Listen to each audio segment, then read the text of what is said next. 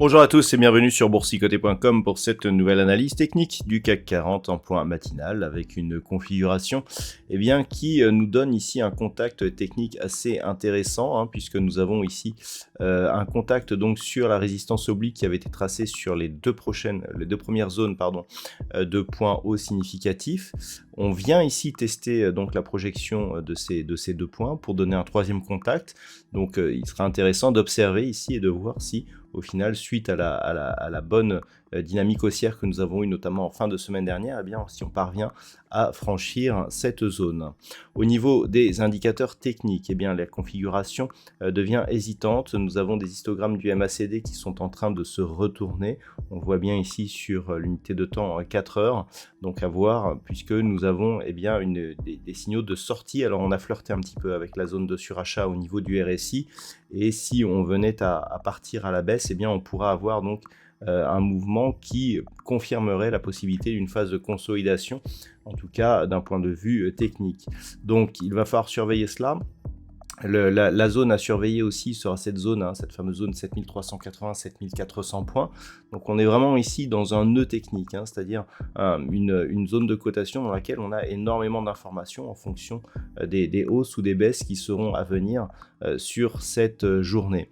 Au niveau des valeurs, au niveau du palmarès, c'est assez partagé, puisque nous avons au niveau des plus fortes hausses, Worldline qui gagne 2,72%, Total Energy plus 1,85%, Danone plus 1,83%, derrière Stellantis, Carrefour ou Renault sont sur des hausses proches de 1,5%. Au niveau des plus fortes baisses, alors Publicis Group perd 3,59%, Hermès moins 1,23%, et Silor Luxottica, LVMH ou Dassault Systèmes sont sur des pertes proches de 1%, ainsi que Kering, moins 0,65%.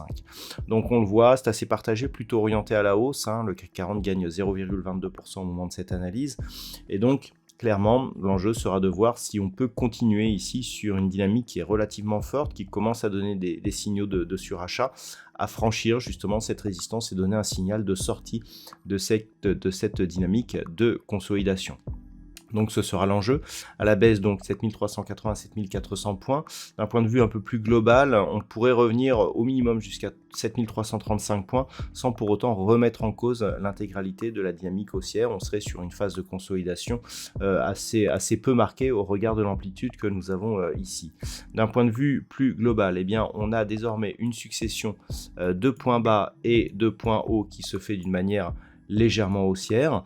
Donc pour l'instant, ce n'est pas assez pour vraiment valider une possible accélération, mais en tout cas, ça montre que par rapport justement à la dynamique de consolidation, on est peut-être sur une phase de retournement qui pourrait être donc confirmée par la cassure ici de cette résistance oblique.